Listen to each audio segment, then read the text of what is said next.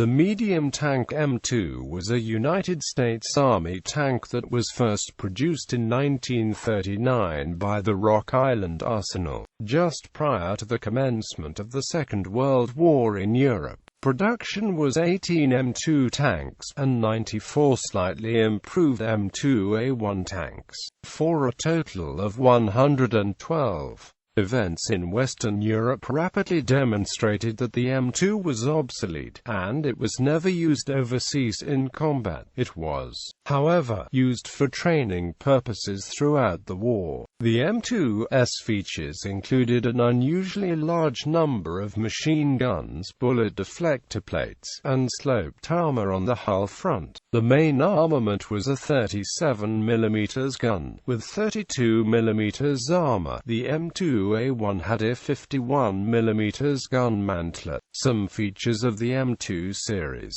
especially the suspension and powertrain, provided the basis for later, important U.S. tank designs including the M3 Lee, M4 Sherman and other armored fighting vehicles. Design. Rock Island Arsenal started work on a new medium tank, based on the design of the M2 light tank. Initially designated the T5, the redesigned model was redesignated as the M2 medium tank in June 1939. After the first 18 units had been produced at Rock Island Arsenal and evaluated by the Army, the upgraded M2A1 specification was approved with a redesigned turret and a more powerful engine. The medium tank M2 was a larger development of the M2 light tank. Many components were commonly used, a similar design, including the vertical volute spring suspension which would be used in later tanks as well. Twin-wheeled bogies were mounted externally, which saved internal space compared to other suspension designs. The rubber-bushed and rubber-shod track proved durable on roads. The initial M2 model was powered by an air-cooled Wright-R 975 radial engine, originally designed for aircraft. For the M2A1, this engine was supercharged to provide an extra 50 horsepower for a total of 400 horsepower, and designated as the R975C1 radial engine. These track and suspension designs, with slight modifications, were later used on the M3 and M4 medium tanks.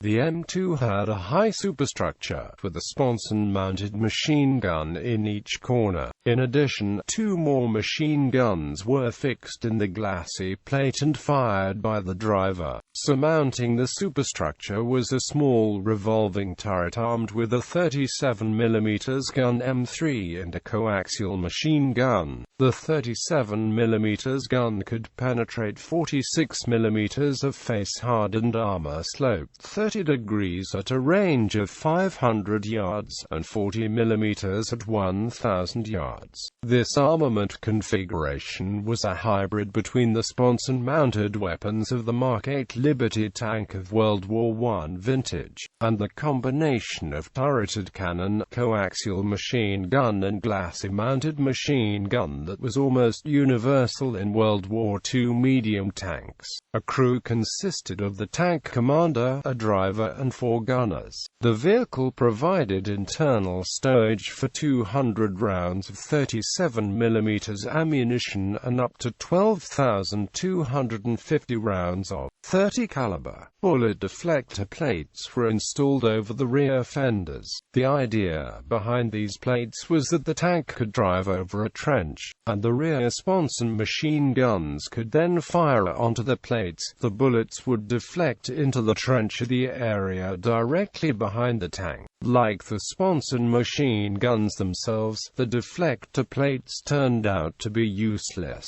However, the idea was used again on M5 light tanks in the Normandy campaign. Europe.Production. Chrysler was appointed to manage a new tank plant, the Detroit Arsenal Tank Plant, to manufacture the M2, and the U.S. government contracted on 15 August 1940 for 1,000 vehicles to be produced at a rate of 100 a month and to be delivered by August 1942 at a fixed price of $33,500 per tank. Events in Europe made it obvious that the M2 was obsolete, and the government modified the contract 2 weeks later, before production began. Instead of M2 medium tanks, the plant would now build 1,000 M3 Grand tanks once they had been designed. In the interim, production of the M2 was given to the Rock Island Arsenal, where 94 M2A1s were built up to August 1941.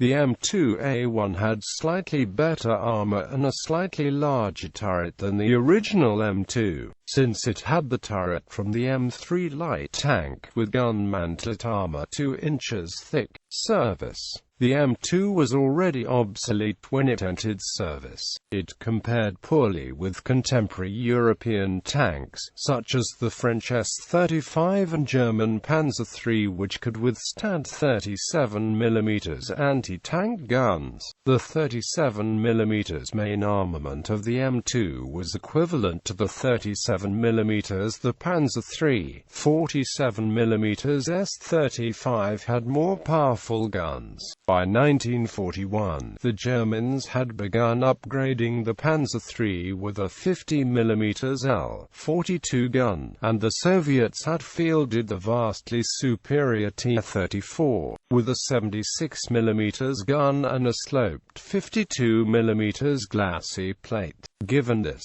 the M2 was essentially a stopgap measure until more capable tanks like the M3 and M4 Sherman came along in 1942–43. The Ordnance Office recommended in January 1942 that the M2 should only be used for training purposes, and they were never sent overseas to combat areas. The U.S. Army fielded the M2 and M2A1 with the 67th Infantry Regiment and, subsequently, the 1st Armored Division's 69th Armored Regiment during intensive training maneuvers in the United States in 1941, and the M2 design continued to prove useful in a basic training role for tank crewmen. The trained crewmen from the 69th Armored were reassigned to provide cadres to new armored units as U.S. forces were rapidly expanded in 1942–44. The need for a new medium tank to match the German Panzer IV's 75mm turret gun led to the development of the M3, designed first to mount a 75mm gun in the right sponson.